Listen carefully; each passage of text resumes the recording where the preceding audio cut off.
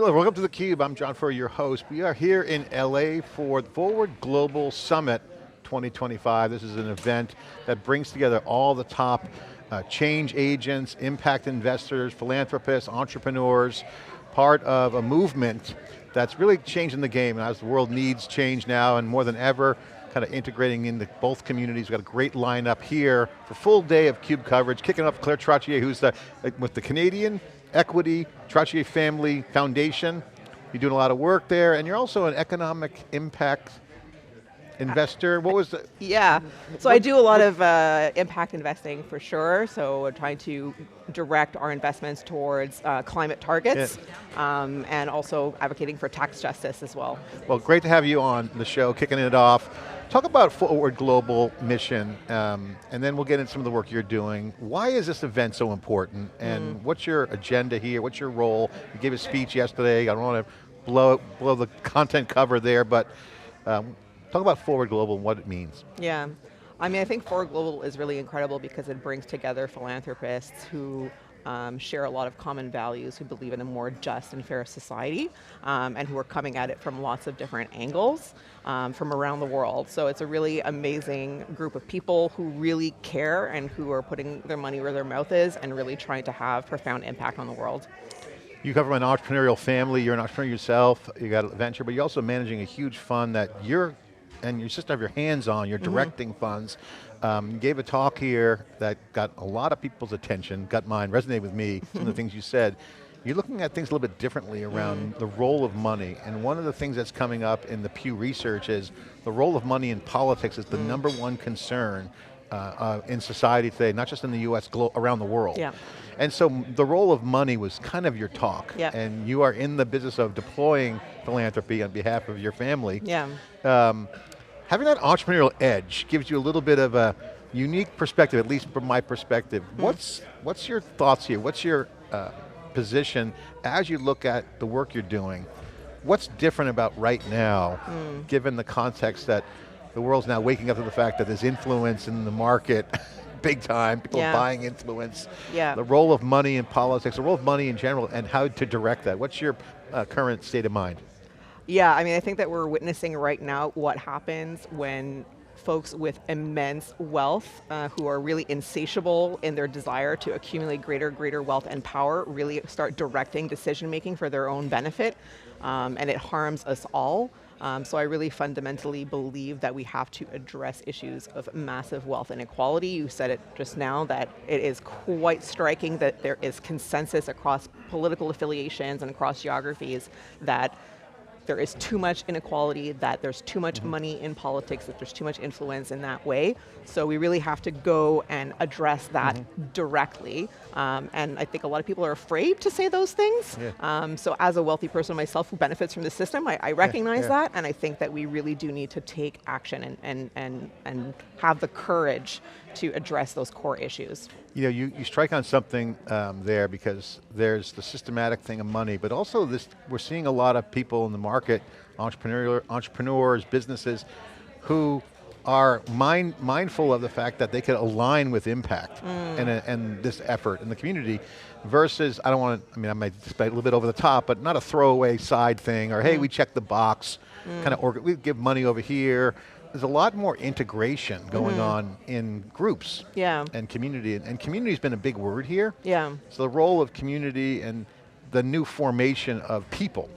What's your view on that? Because I see a lot of movement around people teaming up, partnering, being more aware, not just in the philanthropy side, but also on the commercial side.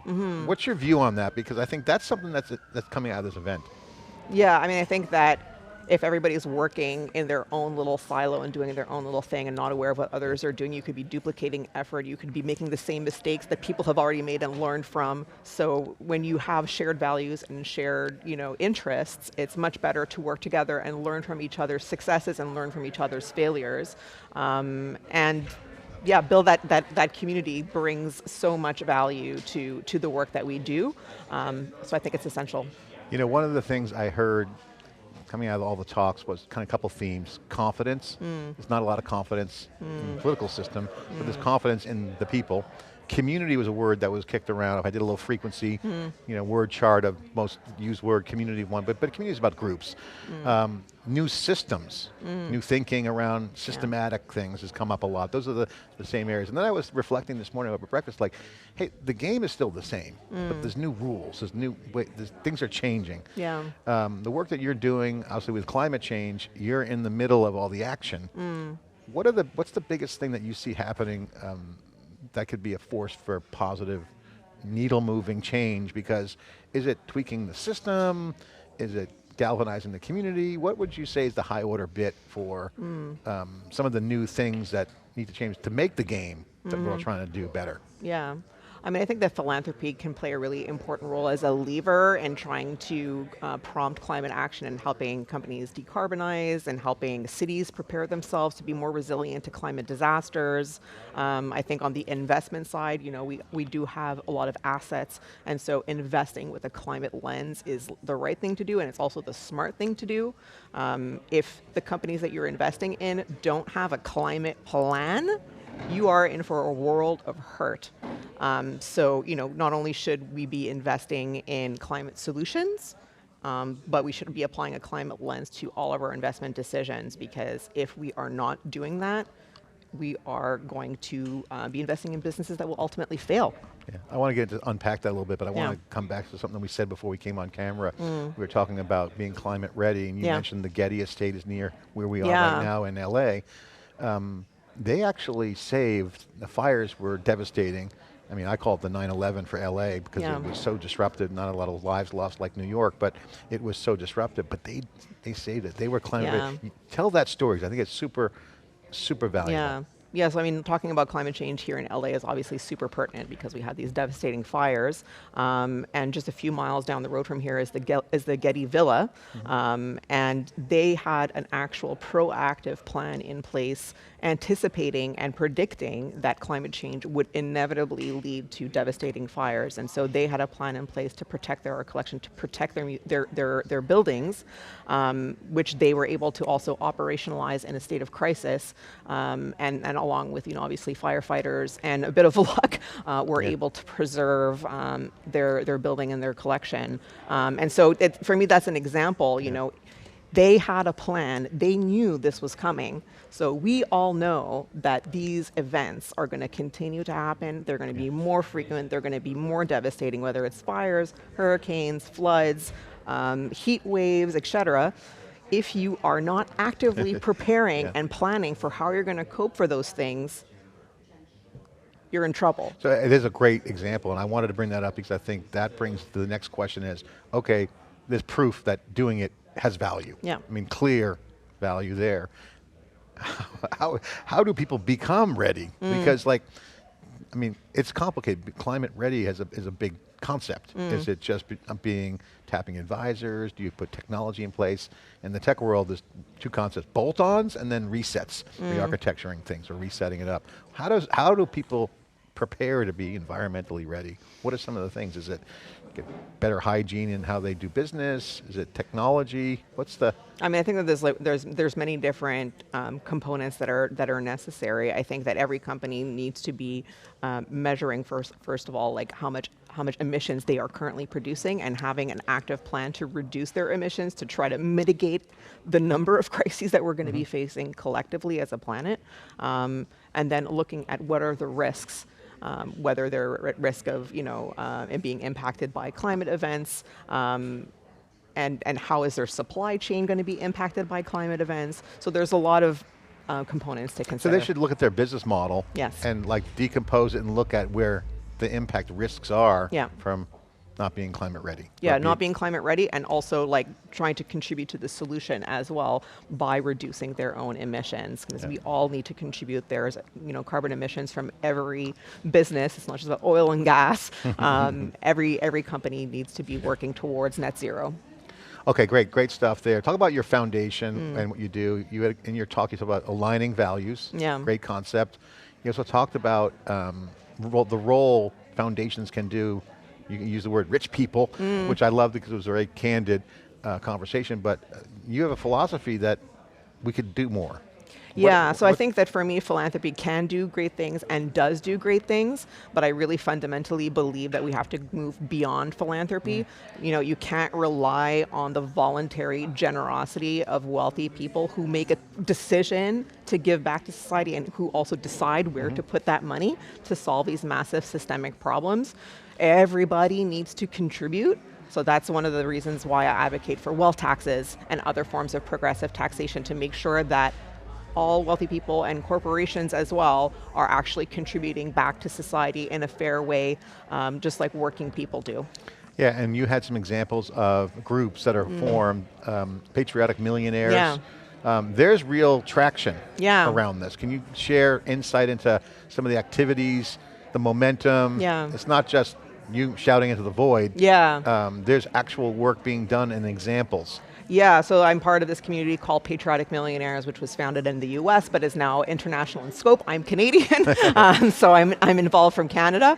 And it's basically a group that brings together wealthy folks to advocate for wealth taxes and other tax justice related issues. And it is a growing movement. There is a momentum building for sure. There's a huge branch in the United Kingdom that's had a lot of success. So there are definitely a lot of wealthy people that are kind of reckoning with the fact that they need to step up publicly and actually say, you know what, I'm rich and tax me. And it's for the betterment of society and I will be okay.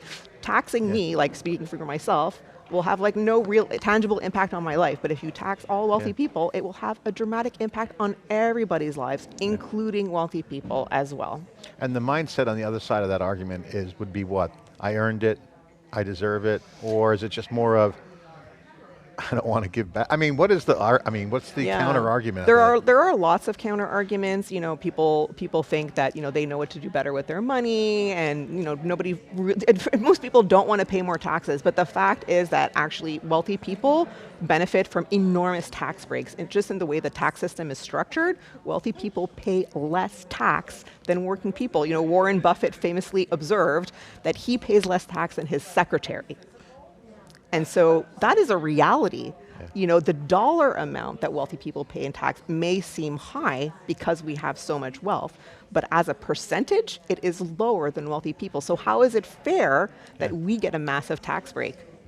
That to me is a fundamental question. I was just in another session around Bitcoin talking about how rich people actually gain, but it causes, their gain is actually fake gain, not fake gain, but like not represented because the losses on the other side are higher. Meaning, and the argument was that with all the debt and all the other financial stuff going on, it's like you're gaining at the expense of the system. And it made me think about your talk, and I think the economics sometimes can get skewed because it's complicated. There's so many moving parts.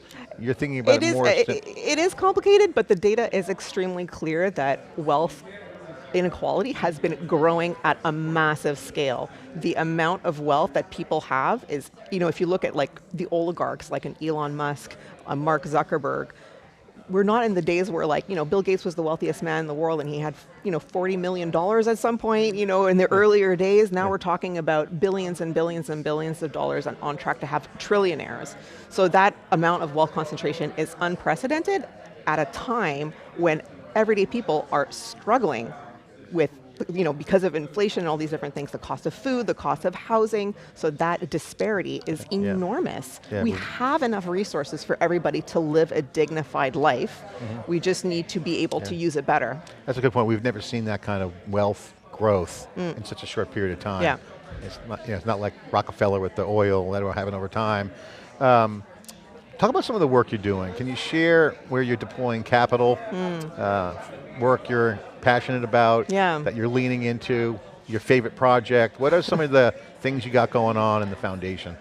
So at the Trottier Family Foundation, our primary focus area is climate change. So one of the things that I'm really excited about is the work that we do with cities, actually, because a lot of carbon emissions happen in cities, and cities is where we need to make major changes in how we, transport people, how we live our lives, and that's where a lot of climate action can happen. So we do a lot of work at the city level in Canada that's had very significant impact, and I'm very excited about that. If you could have a magic wand and saying, okay, the conversation's here, and something could just happen, what would it be? 3 wishes. The genie in the bottle question. I mean, for me, really, like the main issue for me is absolutely wealth inequality. I think that it influences all the issues that we're talking about here. You know, people are working on issues of like food insecurity, of inequitable access to healthcare, journalism, all of these different issues. A lot of them are problems because of issues of inequality. So I think that if we had a system that basically had more money flowing into the government in order to provide the services that people need, we would all be better off. And you come from a family entrepreneur, your dad was a video entrepreneur, oh, we love video, obviously tell him we said hello, we'd love to get some free gear, Yeah. tell him we'd love to get some equipment. But you come from that thing, your journey in this was, you kind of were brought in. Talk about how you got here and the process. Yeah, so my like professional background is I'm a scientist by training, and so I know nothing really about investments, about philanthropy, about any of these things. But to his credit, my father decided that he wanted to bring my sister and I in well over a decade ago. So started getting involved in the foundation, started getting involved in investment conversations. So the first step was the foundation and helping to make the collective decision to focus really on climate change. And then after that was starting to meet with some of our investment advisors and getting familiar with how we were managing the assets of the foundation and also private family assets, and realizing that at the time we had a lot of holdings in oil and gas companies, which seemed like, wait a minute, like on the one hand, we're doing philanthropy to try to solve climate change, but on the other hand, we're investing in these companies that are doing so much damage. So started having some more difficult conversations to see like how we could pull back some of those investments and invest in climate solutions. And you guys done that? Yes, absolutely. Right. Claire, thanks for coming on. Great conversation. Thank I'll you let so you get back much. to the session. Thanks for coming on It was theCUBE. a pleasure. Appreciate it. I'm John Furrier here in theCUBE. We are in LA for Forward Global. This is where the innovators are looking at changing the system, putting those dollars to work on really great causes, but also it's a cultural shift that's happening. More community, more integration, more partnerships. It's a whole new, brave new world, and we're here. Thanks for watching.